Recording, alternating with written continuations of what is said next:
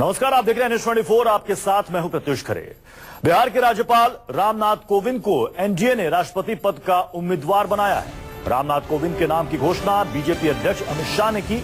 Ramnath Kovind UP के कानपुर जिले से आते हैं और अगर वो जीते तो यूपी की तरफ से या यूपी प्रदेश की तरफ से रहने वाले पहले राष्ट्रपति होंगे। कोविंद दलित समुदाय से आते हैं और बीजेपी दलित मोर्चे के अध्यक्ष भी रह चुके हैं। वो 12 साल तक लगातार राज्यसभा के सांसद भी रह चुके हैं। तो आज बीजेपी संसदीय दल की बैठक थी और बैठक खत्म होने के बाद बीजेपी अध्यक्ष अमित शाह ने एनडीए की तरफ से राष्ट्रपति पद के उम्मीदवार का ऐलान किया और वो नाम सामने आया रामनाथ कोविंद के रूप में।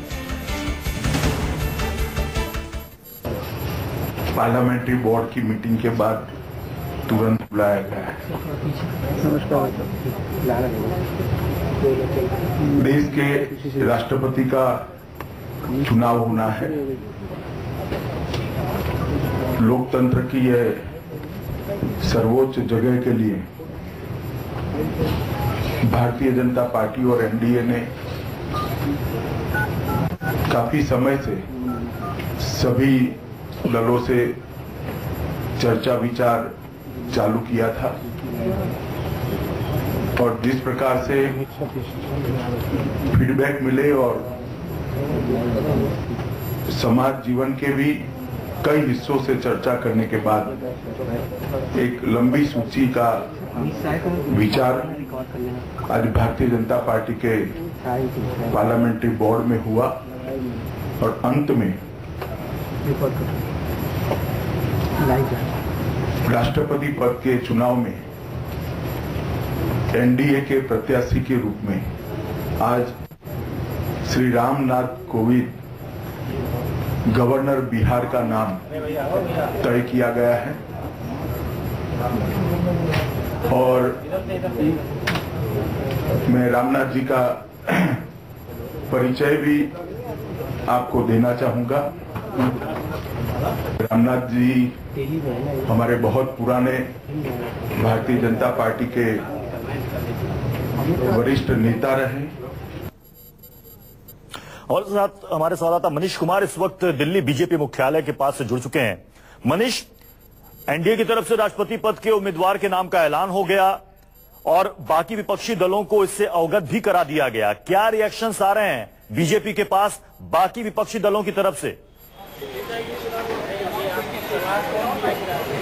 देखिए, अभी बीजेपी तक बाकी जो विपक्षी दलों की आपने बात की उनका रिएक्शन पहुंचा नहीं, लेकिन आपको बता दूं कि प्रधानमंत्री ने खुद कांग्रेस अध्यक्ष सोनिया गांधी को, पूर्व प्रधानमंत्री मनमोहन सिंह को, बिहार के मुख्यमंत्री नीतीश कुमार को और आंध्र प्रदेश के मुख्यमंत्री चंद्रबाबू नायडू को उन्होंने खुद फोन करके इन्फॉर्म किया।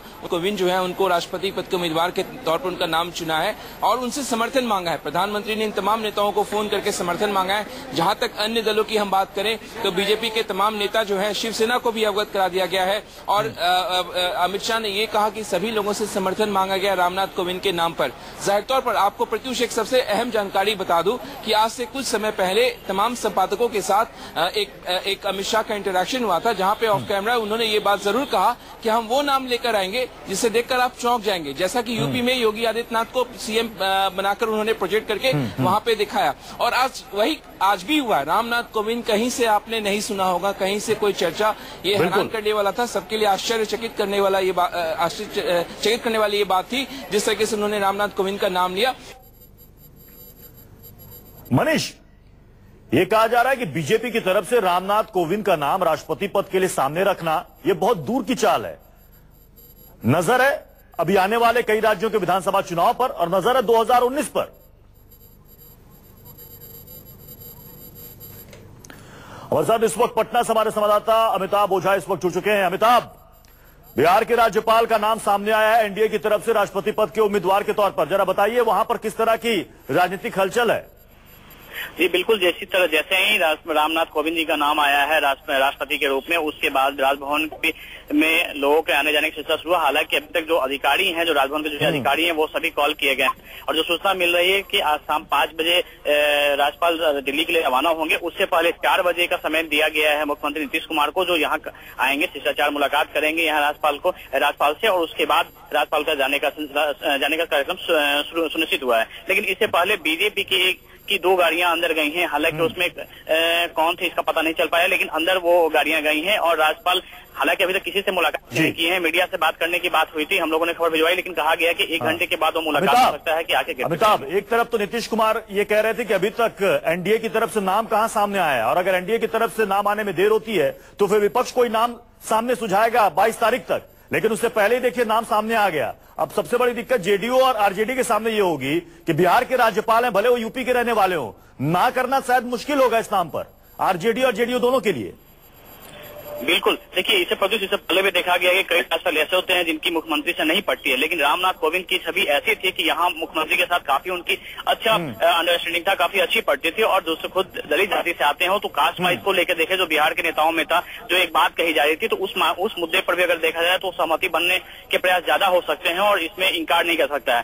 जो बातें अभी नीतीश कुमार ने जो दोपहर में संवाददाताओं के साथ बात करते हुए उन्होंने कही थी, उसके बाद भी ये बात हुई थी कि अगर सबसे कोई नाम। शुक्रिया अमिताभ हमारे साथ जुड़ने के लिए। इस वक्त आपको सीरियल